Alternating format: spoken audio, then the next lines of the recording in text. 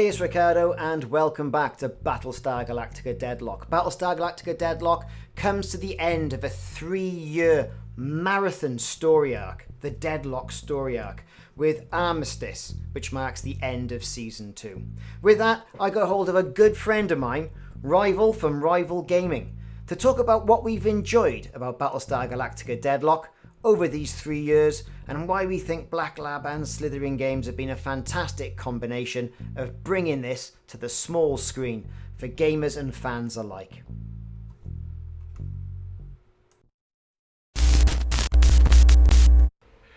Hey everybody, welcome to Rival Zone Gaming and Ricardo Gaming, because I have my friend with me. Oh, that side actually. Exactly. Ricardo Hello. Gaming. yeah, this side. This side, because we're not entirely sure. Ricardo and myself have been Battlestar Galactica Deadlock fans for quite some time, I think. Not just the 3 game. years ago. Yeah, not just the Not game, just the game. but No, you know, we're it talking the transcends whole the thing. game, doesn't it? Let's face it. Oh, it really does. I mean, I first kind of remember it back when it was the original Battlestar Galactica, with Dirk Benedict and Richard Hatch. Lorne Green. Oh, Lorne Green. That was the one. He was the Adama, the original Adama. Original Dharma. And then they did the 1980s thing. They tried to bring it back. But that was terrible. It just didn't work. No. Because the whole thing about Battlestar Galactica for me was they were trying to find Earth. It That kind was of the spoilt whole- it when they did. And then they were all Yeah. superhuman. Yeah, everyone's human and it's in the 1980s. And then The flying gone. motorbikes were awesome. That was the only good thing. But it's amazing how those Vipers evolve over time to have a boot where you can stick a motorbike in. I mean, who doesn't want a Viper that can do that? Who doesn't want a Viper? There is that. And then it kind of fell out of favour with, well, sci-fi and everybody, really. I mean, you still had the core fans who just loved the premise, the nostalgia and everything, as is when you ever get like a cult following of something that should have been so much more than it was. Well, think about Star Trek. That didn't run for many seasons. Battlestar didn't run for many seasons either, right? The original Battlestar. The Ron Moore one ran for 5. Yeah. 4 seasons it was, wasn't it? And they I'm sure split it's the 5. 4th, was it? They split the 4th season for some reason, Yeah. I think. Well, that was the new thing, wasn't it? Yeah. You put out the first half before Christmas and New Year, and then you brought it back after Christmas and New Year, because torturing your fans is what's best for business. And everyone shuts down for Thanksgiving in America. Well, thanks a lot, America. I Yes. want to see the next episode of Battlestar Galactica. And that's why there's nothing on Netflix.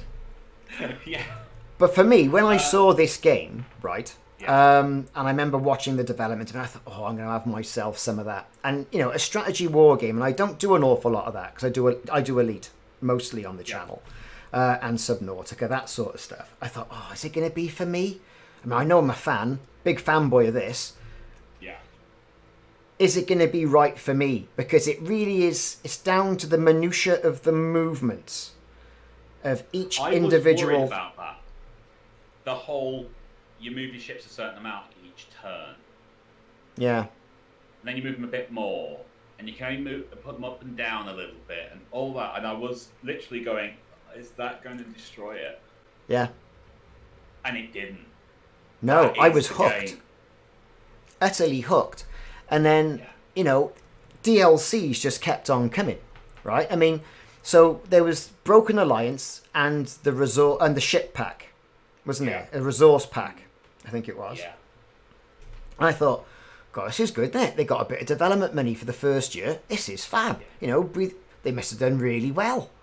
And they wove it into the first storyline. So you literally could go back and play the original and tie everything together. You saw how it all worked. All the politics going on behind the forming of the fleet. You know, for me, right, and they tried doing politics with Star Wars and it didn't quite work. But that's sort of all of a sudden come back into being, you know, brilliant.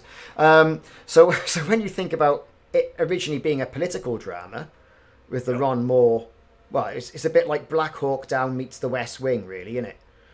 Yes. If you think about it, it's that sort of intense sort of thing. Having all that sort of politics and infighting within the colonies, it's not idyllic.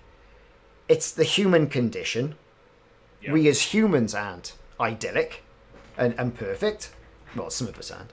I'm perfect. Well, you know, perhaps we're getting there. Oh, okay. You know, I thought it was good how they did it in Broken Alliance. The whole kind of the subtle layers and how you weren't sure who was a Cylon. I mean, I think we were all supposed to know that Boomer was a Cylon. I think that was pretty much a given. And the fact that she, you know, at the end of the first mini-series, she's revealed, and then it's her kind of struggling. Is she a Cylon? Isn't she a Cylon? The Chief's kind of reluctance to believe. Well, yeah, because he's intimately involved with the Cylon.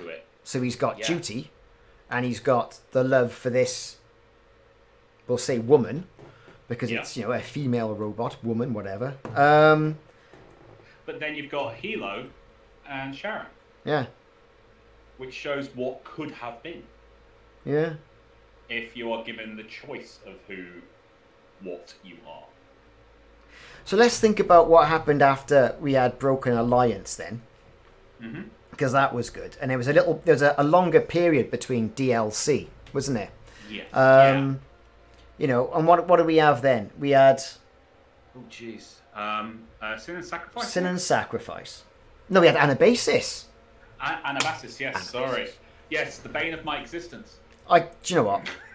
I went in there today and I did a stream. And because I've been having technical problems, like I was saying early on at the beginning of this stream, I went in there. I thought, right, I'm going in there Mercuries. I'm going in there with Valkyries. I'm going to do this. I'm going to put it on easy. I put it on easy. Right? Well, at the end of the stream, I had 2 transports left, and that was it.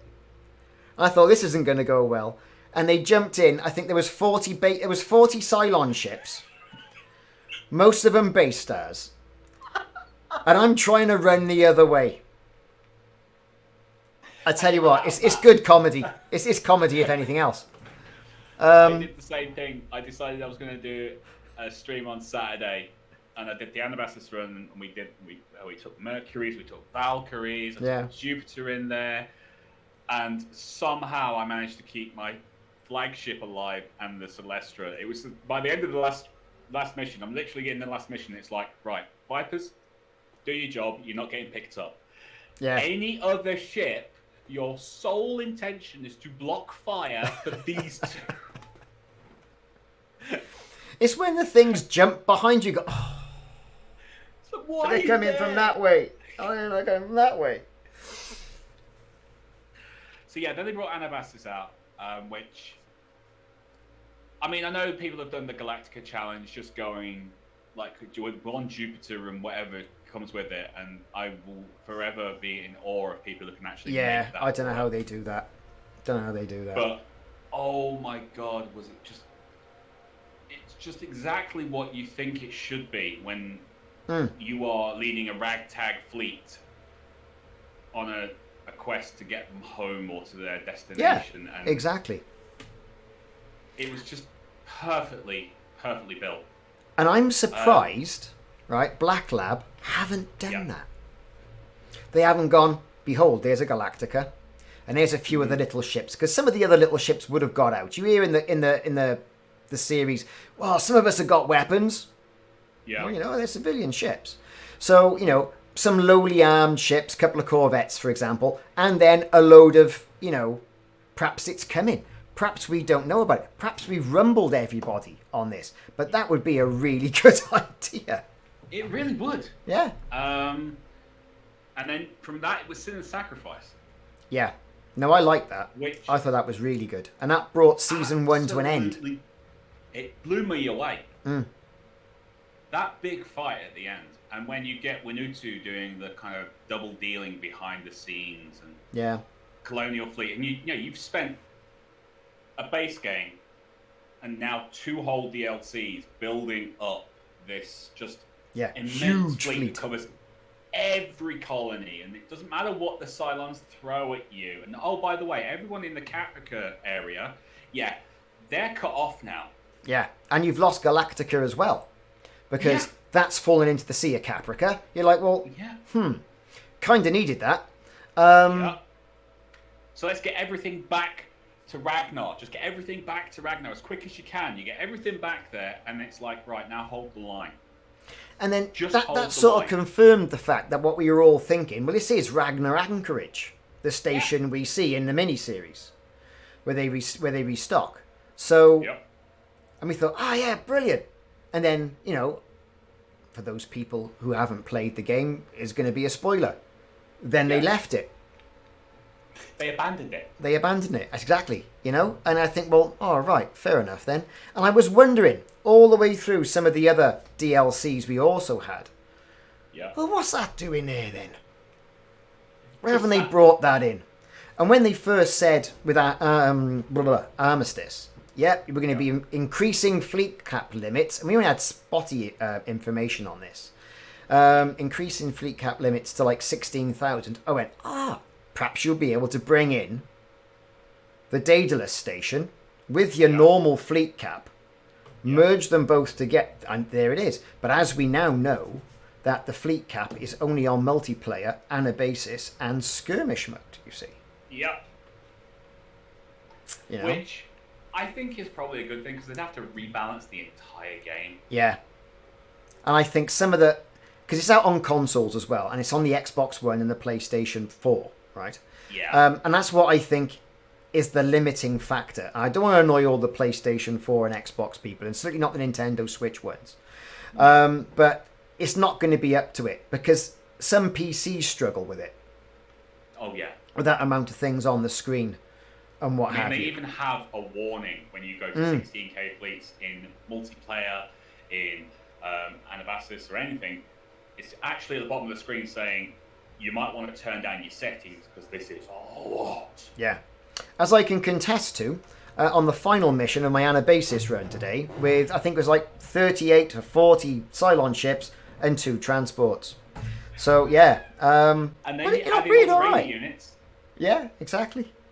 Yeah, because they launched them all still. They don't like go, hang on, wait a minute, there's only 2 transports left. They launch the raiders in. Everything. Oh! Everything. Everything came out of there after me. I thought, well, perhaps I can get away. I can make it. No, I couldn't. Yes, I can. can. I couldn't. No, you can't. No, I couldn't. So Sin and Sacrifice was really good. I mean, I enjoyed that. Brought season 1 to an end. A really explosive end as well. Yeah. It left it totally ambiguous as to what we know that Colonial Fleet comes back because we know the story. Yeah. But how were they going to come back? Yeah. And then they started doing the little Twitter drops for Resurrection with the little kind of distorted picture of the Galactica being rebuilt in the asteroid. And that was a really nice touch because you saw, you know, not a planetary orbital shipyard. This was like in a cave. This was like a Rebel Alliance type thing. We're kind of building this ship out of the view of the Cylons, just in case there's any Cylon spies out there. And you know, they rebuilt it. I kind of wish they'd kept the red lines down the side because I kind of liked them. They it was a nice touch, but the fact that they made it just different enough so you can just look at it and go, Jupiter 2. What did you think about when they brought the Jupiter 2 out, right? Because what I was thinking about, I thought, oh, right, so they've added another squadron slot. Yep. And they kind of upgraded the armour. And I've got the armour specs here, I think. So, like, on the front, it's got 140 points of armour. I think it had 120 to begin with, didn't it? Yeah, exactly. That's exactly what it had. You know, and all around it had a bit of an increase in armour, which was great. I thought, are they going to make it any quicker? No. Are they going to add another missile slot? Now, I've been a great advocate for more missile slots, right? Because I like missiles. I like nuclear missiles. And the reason why I say this is that, you know, we've got this entire sort of like this huge behemoth warhorse, right, of the Galactica. And it's got its squadrons in there, you know. So 2 Vipers, 2 supports, whatever you want to put in. Yeah. one missile tube.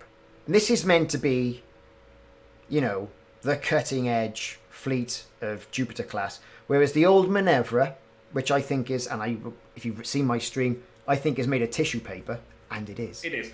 Has got 2. I'll come back to that in a minute. Yeah. And it's got 2. I think it should have had another port. And again, same with the Mercuries that we're seeing in Armistice. If it had another missile port, but not for missiles, but for a non-lethal missile like ECM or that other one they've got, the Cylons have it. Yeah, armor piercing. Something like that you could use in conjunction with that would get you to use the other munitions. Because typically you don't use the other munitions. You go in, play the game, guided missiles, because it's nice and easy, you don't tend to miss, and nukes, if you got them. I tend to go torpedoes. Do you really? Getting your elevation right. I will literally sit there and, for the first turn, will look for slow-moving targets. Because the slow-moving targets are going to take more to kill. Yeah. So there's going to be a base there, I'll look for all the fast movers and go, you're all ignore, because I know my torpedoes are not going to hit you. And then I'll find the slow-moving targets, and I will use every single launch tube I have with torpedoes firing at that target. Because normally it's a base star, it's a Cerberus, it's something that's got a lot of armor that you can do an awful lot of damage to very quickly. You might even be able to take it out if you've got enough launch platforms. Bigger yield on the torpedoes than the missiles, see, isn't it? It's also, they've increased the number of torpedoes that fire on a lot of the ships for the last DLC. Yeah, 40 in each magazine, I think there is. Yes, there is. Yeah. Yeah, and some of the ships have actually increased the number that they will fire.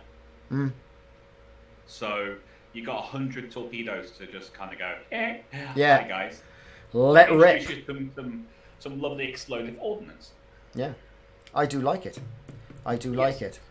So yeah, Jupiter 2. I was happy with it. What? I thought they could have done more. I don't know. Yeah, maybe, but where'd you stop?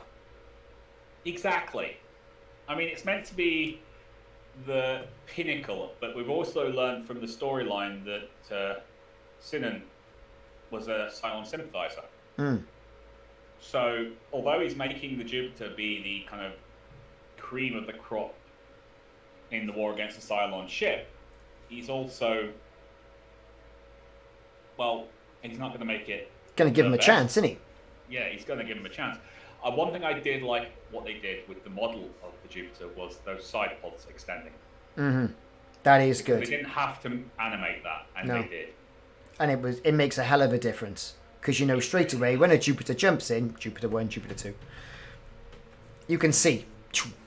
And it's a lovely effect they've got there. A lovely effect. And if you look at the other Cylon ships that are in through the first season of Deadlock, when you consider, the lore where they attacked the Scorpius shipyards, ripped off the Colonials from their ships, and then adapted them. Yeah. Right? So the older ships are a bit tougher. I hate those Revenants. Hate them. They're just a pain. When you first start the campaign and you haven't even got your own Jupiter yet, I mean, right now, at that point, you haven't even got your own Artemis. Yeah, it's Corvettes, and you see your first, it's Corvettes and the Adamant frigates, maybe the Berserks, and you see your first Revenant just charge through and just take a face full of damage and keep coming. Yep. It's just like, I'm in trouble. It's frustrating. It's what it is. Yeah. It's really frustrating. You've got to pair your Adamants with your Berserks, because your Berserks have got medium guns. Have they? You can just... Yeah. And you can put an Adamant above, and it'll shoot the Adamant first normally, because it's the tougher target. And your Berserk at that point can just go, hi, I'm just going to tear away all of your armor and kill you very, very slowly. So after Sin and Sacrifice, we had the Resurrection, which we were talking about. And Resurrection sort of brought us into, the retrofit of the Jupiter. And we spoke a little bit about that. But I thought that was a really good storyline. I really enjoyed it. I like the old, we're back. And we're going to take the fight to you.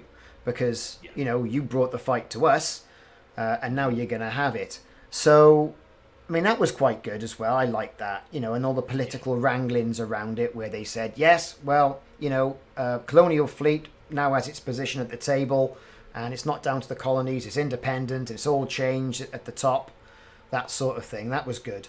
I liked that.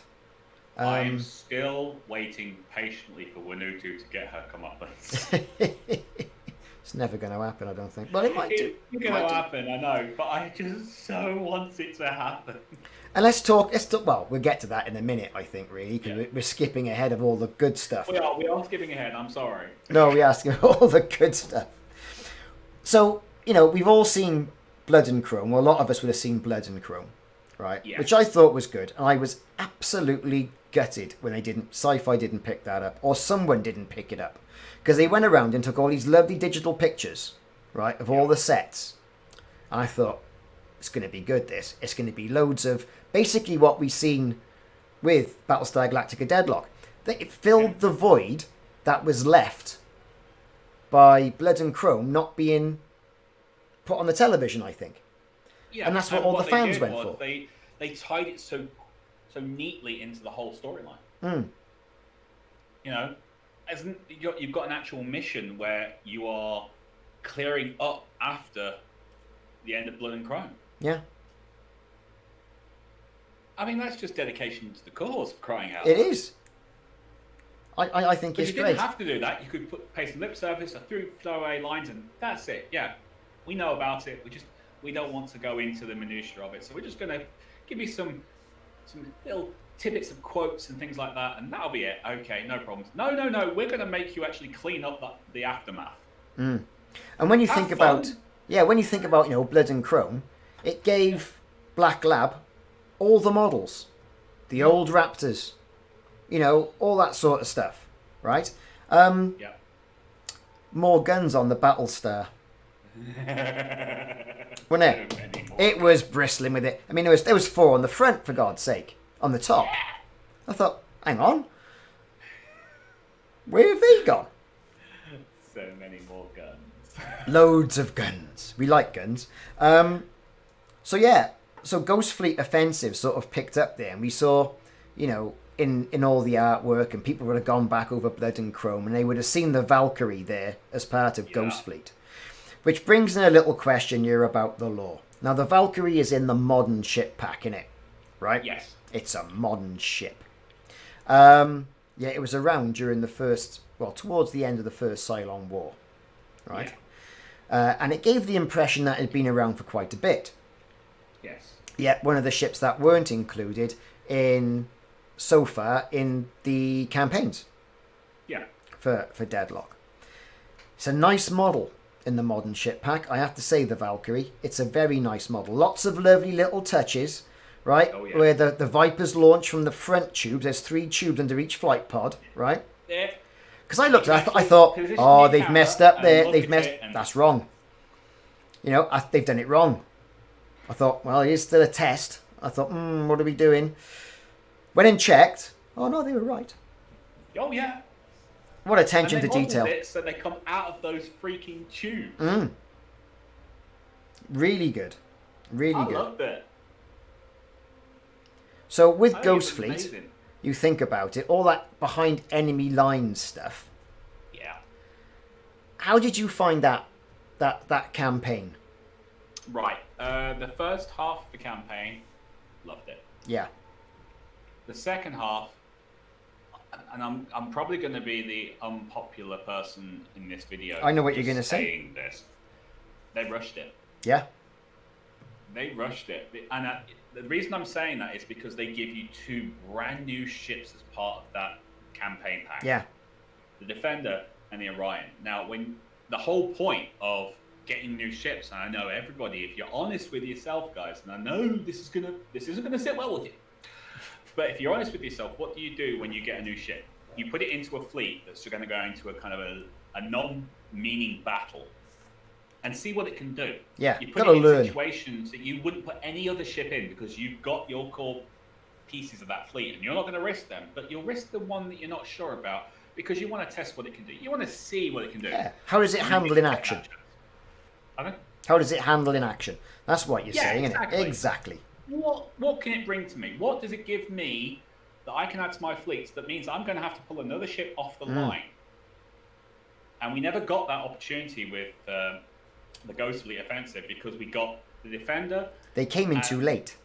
Yeah, the Orion, when you became part of Ghost Fleet, which meant the only thing you've got to work with now is story missions.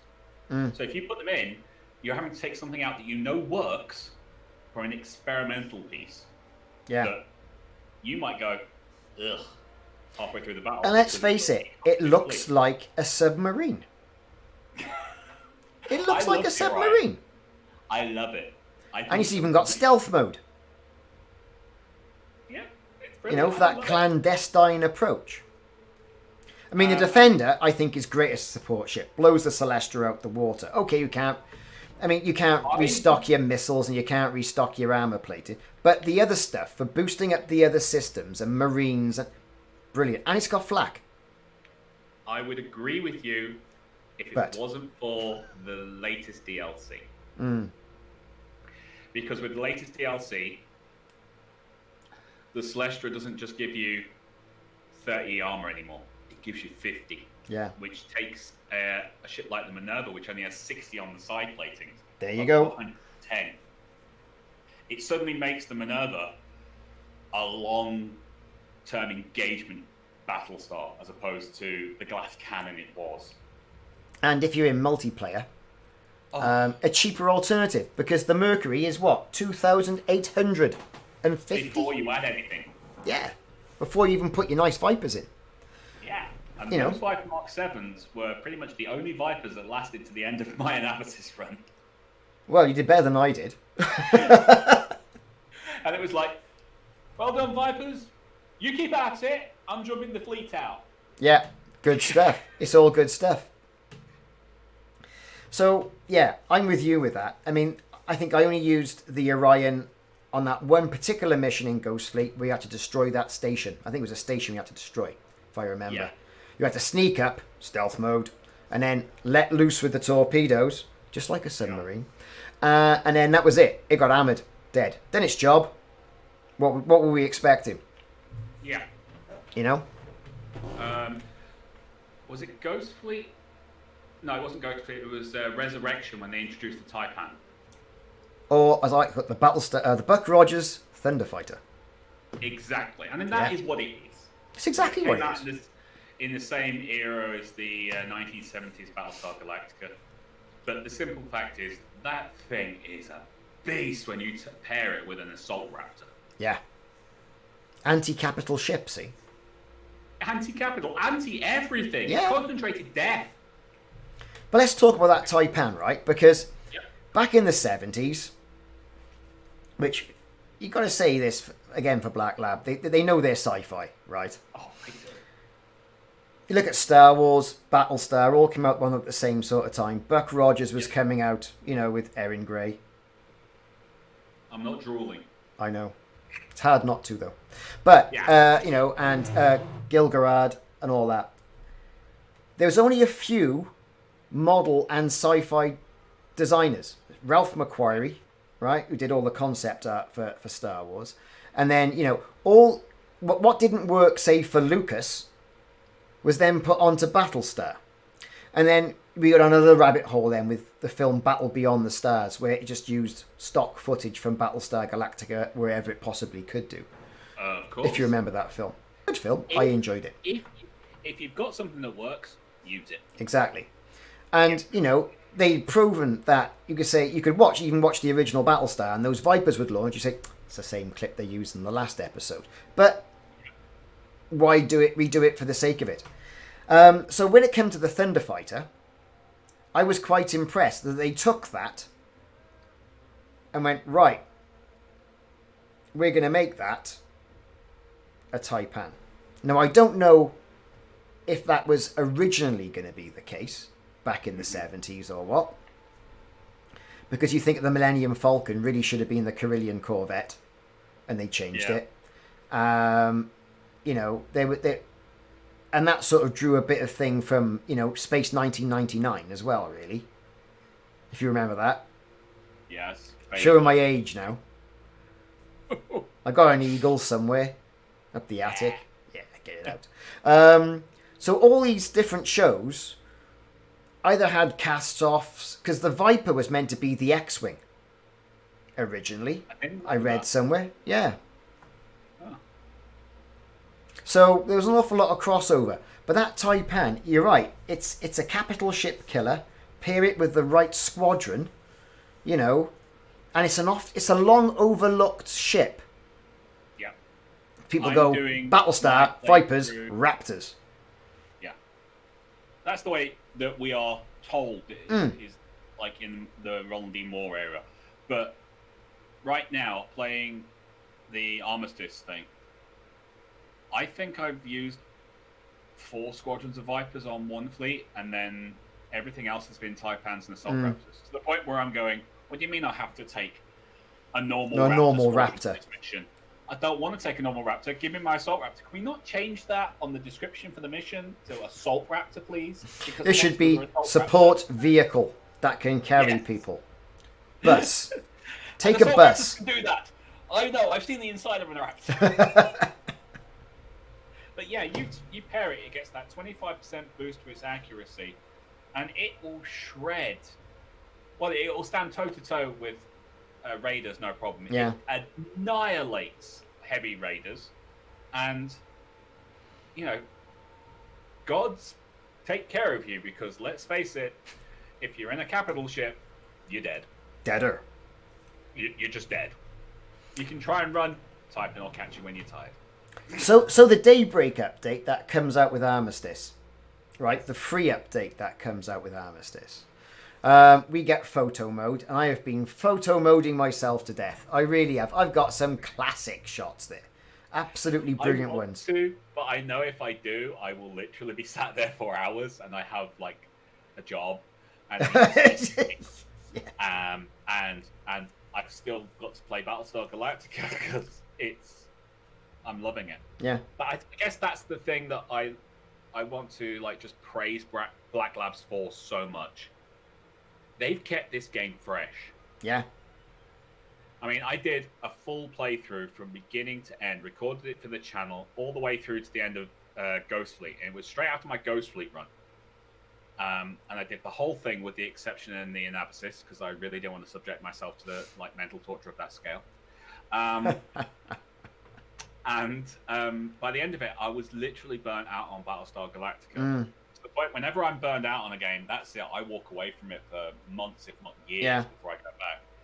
And the second they announced Armistice was coming out, my juices started flowing again. It was like, time to jump back in that Viper. That's what it is. I've got to play it. I've got to get back in there. So I started doing, like, you know, just a base game, doing some side missions, getting my timing back in. And, you know, it's a travesty. It's taken this long for them to be put forward for an award. Australian Game Developers Award, was it? Yeah. Yeah. It came out on Twitter, and I immediately responded, you lot deserve it. Yeah. Because they should have had something before now for what they've managed to do with such a small development team. I think it's only 10 people. Yeah. And they've created 3 years of memories for me. Pretty good content. Well, pretty good. Bloody brilliant content, to be fair. Yeah. You know, I mean, and we've been talking. There are other development houses that are doing similar.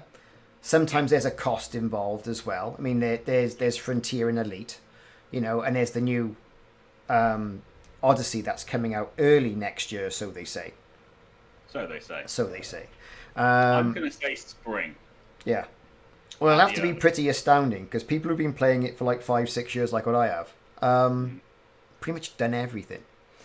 But with this, with Deadlock, what I like is that whatever mission you can do, yes, the outcome will be the same, but how you get there is different every single time. Yeah, even when the Cylons drop in the same fleet as they did last time, they do something different. Yeah. Like, they might pair their nemesis together and both target the same ship with their kind of hacking rays. And then that ship is practically out of the fight for if they aren't dealt with immediately, which means you're immediately trying to change your tactics to deal with that as quickly as possible. But they're just slightly out of range. So you bring in your Vipers to help take them out, because they can do that pretty quickly with a Nemesis. Yeah. But you also got the Raiders to deal with, and that's all from just putting those two ships together. Whereas it's different every time you play it. They might have them on the flanks, in which case, do you deal with one? Or do you go down the middle? Yeah.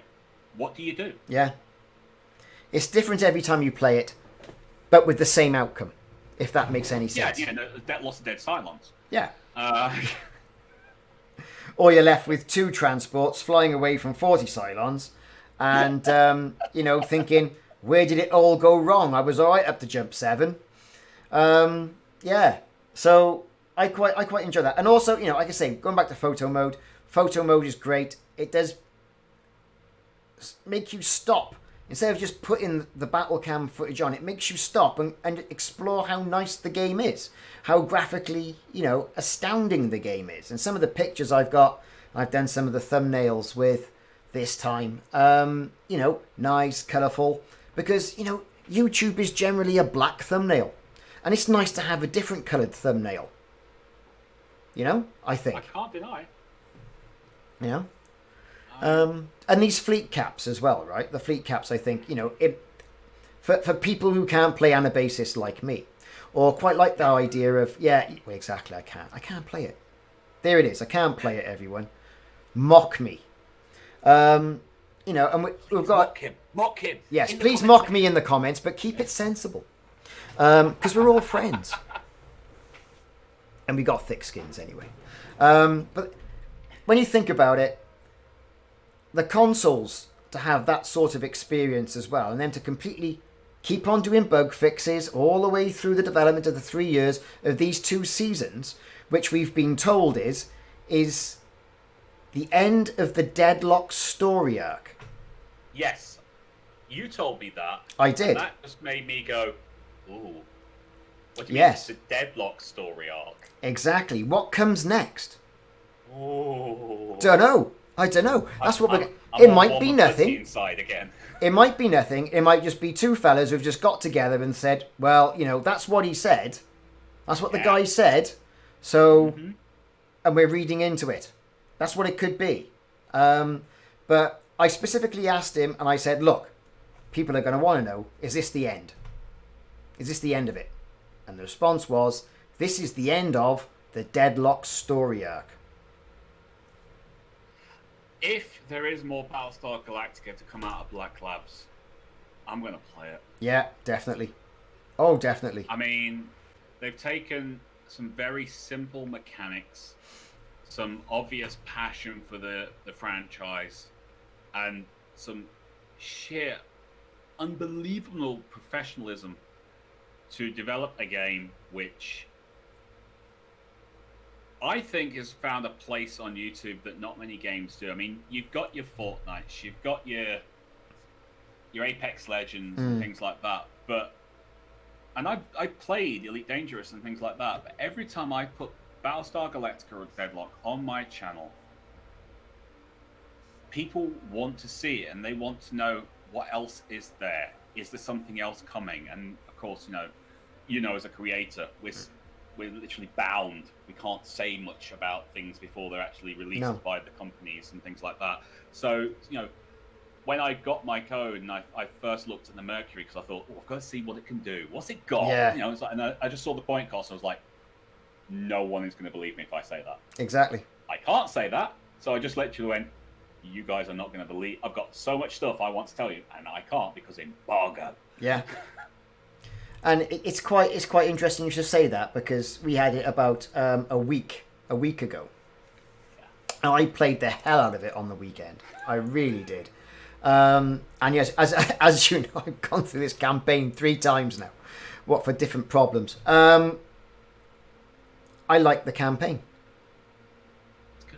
I think the campaign, without spoiling it for people, and I'm not going to spoil it for anyone, certain aspects of that campaign, and we were speaking last night about this, I think are going to a setup for going in different directions if there is indeed a season 3 with a different story arc. Oh, there's definitely things in there that you could that have been kind of put out there as we could go with this if we wanted to. We could do this if we wanted to. But they've also done a good job of tying up most, if not all, of the loose ends. Yeah. Like I say, like you said, don't want to give anything away because we want people to go out there and enjoy what we have enjoyed. Because it's just such a good end to. Yeah, a 3-year story arc. Yeah.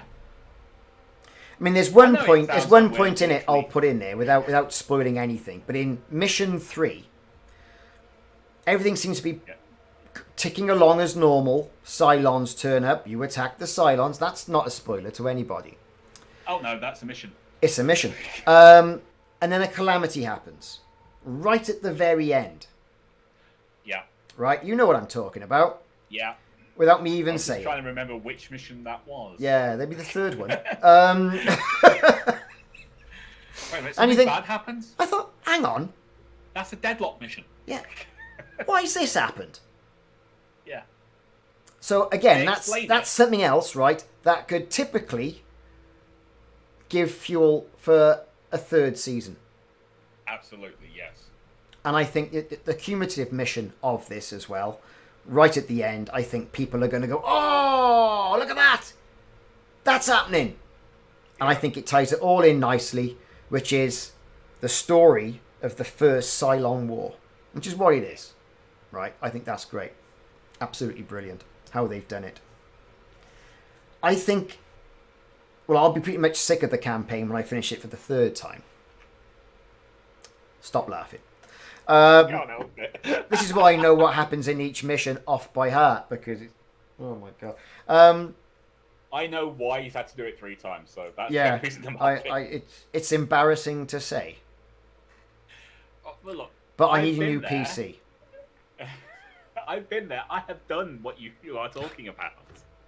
The problem I've got is I've got everything plugged into this. I don't think I cannot get a wafery thin mint in that case. Right, and I think it's starting to take its toll on it, given it's on 14, 15 hours a day every day. Yeah. But enough of my technological problems. Back to Deadlock. My rig's awesome. There's a puff of smoke behind you. I'm as green as the green screen. Yeah, so it's all coming to an end. But I think people are going to, with these added fleet caps, with these newer ships, and with the Mercury and the Valkyrie, you can stock them up with Type 7 Vipers, which is great. Yes. You can put them into the older ships, which I thought... No, you can't. Why? I couldn't when I did my analysis run. No, you can't. The option is not there when you go in there. No. So, for whatever reason... Which kind of makes sense. I mean, if you think about it, they're Type 7s. Yeah. And the only reason they could, when they were doing it like in the Galactica show, was basically the Galactica was running with Type 3s, Type 2s? Type 2s. And they just took them from one of the other port, the other landing pod, because it was being used a museum. Yep. Museum. So they just wheeled them across to the side that could actually be used. And there was only really one. I think it was Lee's. So I'm assuming they would have kind of jerry-rigged it so you could use that. And then once they got, say, the Pegasus's Vipers. But yeah, it kind of makes sense because it gives you another reason to use the Mercury. Exactly. And the Valkyrie. And that's why I think they've done it. That's why I think they've done it. They've got this extra kick, and it is an awful lot of points you have to spend to use them. Yeah, but they are amazing. In a swarm, they're gone. They don't seem like it when you kind of look at what damage they can do, what speed they've got, or evasion, or anything like that. but it's one of the stat which just goes, yep, they can definitely hang with pretty much anything that's just put in front of them. So how have you I'm not found... gonna give away which one. How have you found the Mercury then? The way I explain it to Red Moogle, if you're not sure, that's my missus. She likes Final Fantasy. She's red. There you go. The Jupiter is a defensive instrument. It's there to protect ships that can't defend themselves, so they can last longer in the fight. So things like the Adamant and the Berserk, they hide within its flat cloud or use their speed to evade, get into the flat cloud, catch their breath, and then dive back out and annihilate something far away. Whereas the Mercury was always designed to be offensive. It's that charge into battle, nose first, 180 points of armor. Yeah. 180. So just to give some comparison, I've got a bit of paper here. Yeah. Right, so a Valkyrie has got 80, a Minerva has got 60, a Jupiter 2 has got 140, a Jupiter 1 has got 120, Mercury 180. Assuming you don't then boost that with a Celestra. Yes. Which gives you an extra 50 now. Exactly, which is really good. Hence why a Minerva can now be a functioning, decent Battlestar, because you can just go, you've only got 60 on your right side armor. Hang on, we'll just put an extra 50 on there. Slap. Now you got 110. Yeah. But a Mercury is there to do one thing, and that's basically punch people in the face really, really hard with all those guns. I mean, it's not going to win any speed contests. No. Right? It's not. The Mercury, the Valkyrie, however, that's a nippy little ship. ship. As fast as an Adamant. Yeah, that's a nippy little ship. More heavily armoured. You know, it's got a fighter squadron, or whatever you want to put in it, and a missile tube, and it's got flak. Made of tissue paper on the bottom. Yes, but if you pair it with an Adamant, you put the Adamant underneath, they can literally fly so close together, there's practically no space between them. Yeah. Believe me, I had people on my live stream going, they're very close. Could you separate them a bit, please? No! I don't want to. The Valkyrie has, it's basically its little puppy. Yeah. If you tickle its belly, it rolls over and dies. But it's quick. It is a quick ship. So if you match that with an Adamant, and the Adamant's got that extra thick armor that you can get for that, those two together, because you've got the Valkyrie with the flat cloud, and then suddenly the Adamant becomes this really, really relevant ship again. They both have a fighter bay, they both have a missile launcher, and the Valkyrie's got a flat cloud. There you have it. So we've been wittering on for the best part of 48 minutes now about mostly colonial ships. And we've kind of neglected to talk about the Cylons. Yes, the Cylons gone. Yeah, gone. So, all this will happen before, as therefore happen again. See what I did there? Anyway, when you think about the new Cylon ships, and you've got the Guardian Base Star, we'll start with that one. Because that, I think, has got a fantastic feature on it, which is augury mode. I think I haven't looked at the Cylon ships with any great depth. Well, what your augury mode does, right, it's a one-shot wonder per Guardian Base Star. And what you do is, right at the beginning, you're quite a distance away from your opponent. Go to your Guardian Base Star, select your augury mode, select it, select the ship that is shrouded in mystery, right? It'll identify it, and you can fire and get a weapons lock on straight away. Damn. Yes. That's what it does. Plus it's got turrets, plus it's got missiles, plus it's got 3 squadrons. Oh, not 3 squadrons again. 3 squadrons. The Cylon modern base star, however, has got 4 squadrons, but no turrets. Yeah. And it can just continuously fire missiles. It's just... But it's not very heavily armoured. And then someone on the channel turned around and said, yes, but that's because it was made for one purpose only, destroying the colonies. It was never meant to be a battleship. No, it wasn't. That was the whole point of it. Exactly. It was meant to turn up, colonies, that was it. fire the missiles at the planets, destroy the colonies. It was never banking on the fact that anyone would not have had their software upgrade. And they didn't need all that armour.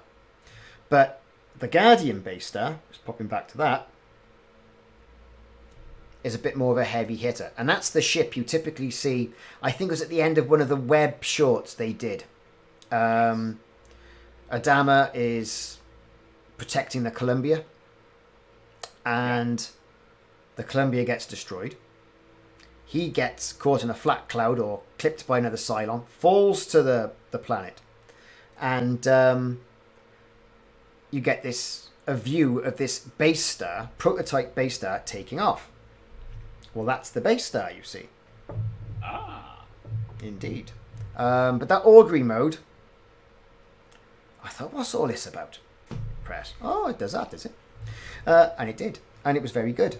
But I've been quite impressed. They're very elegant models, how they move around. They're not fast. They're not going to win any speed contests either. But there's one problem doing a skirmish, Cylon against Cylon. If you lose your squadrons and you've lost all your missiles. Because those modern base stars, they'll regenerate their hull if their armory is online. So you could be stuck in a battle of fire and ice, just butting up against them. If you can catch it. Right? That is the one problem. If one of you loses, or if you both lose all your squadrons, and you just left base stars, you're going to fire your missiles at these base stars. Once you depleted those missiles, what you do then? Fire your guns? It hasn't got any. Oh, okay. Ram! If you can catch it. That's a good point. So if he's going this way, and you're going that way, yeah, you can adjust your system to go a little bit faster, but I'm not sure you're going to catch it. That's one of the downsides I've seen with this. It could be really boring. I did a skirmish on Twitch of it. I thought no one's going to watch this. People did. I thought, oh yeah, fair enough. Okay. Fair enough. Okay. It's the strange things I find.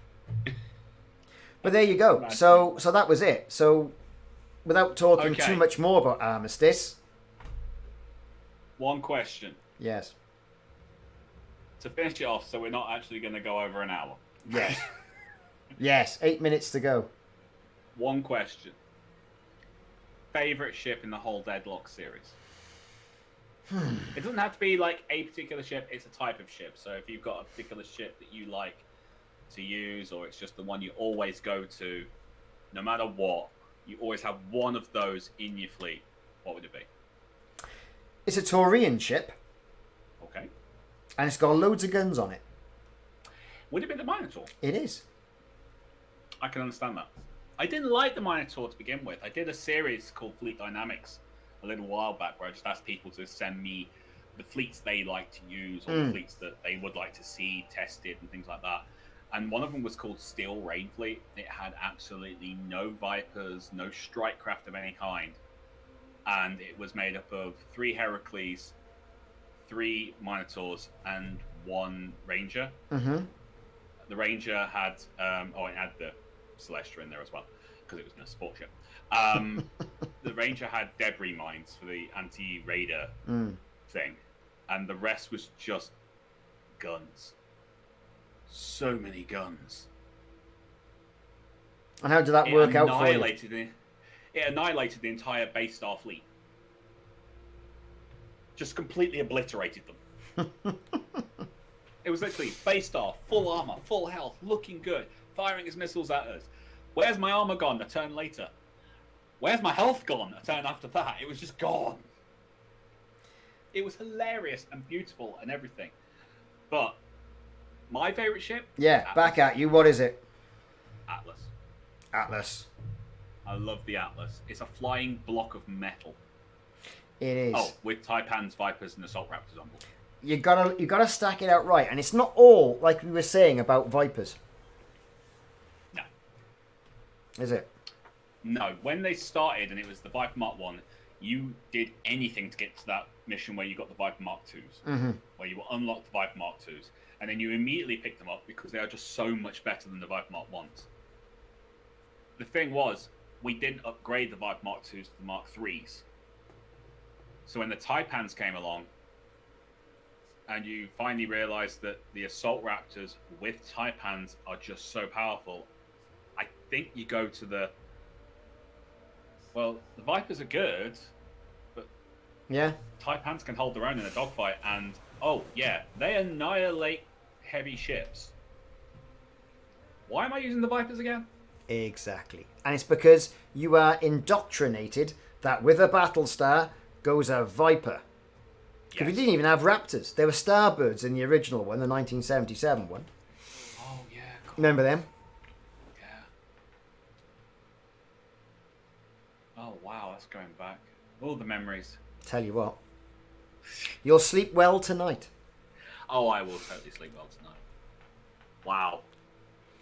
So as you said, we are going on for about 56 minutes now, where we've been wittering on about Battlestar Galactica Deadlock's 3 years.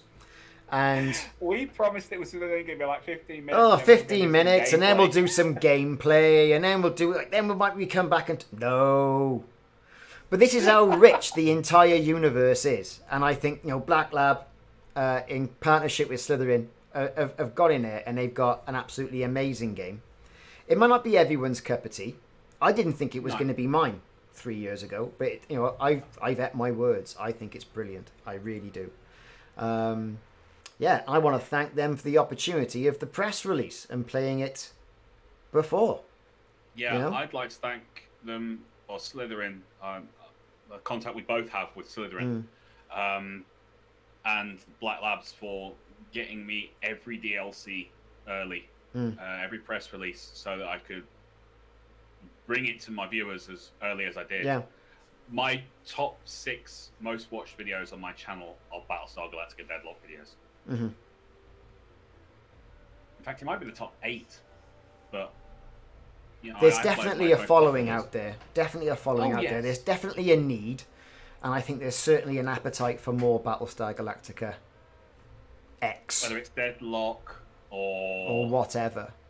Yeah, Black Labs, if you've got ideas, you've got the people out here that will support you all the way, because you've done such a good job with this. And there's a new bunch of consoles coming out this Christmas. Yes, so they need a Battlestar games. Galactica. I don't think you understand just how important Battlestar Galactica is to us. Give us more. Yes.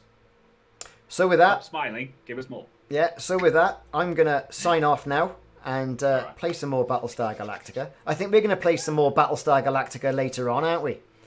I think so. I think we are. Yeah, we'll put a stream up for that. So look out on our channels for that.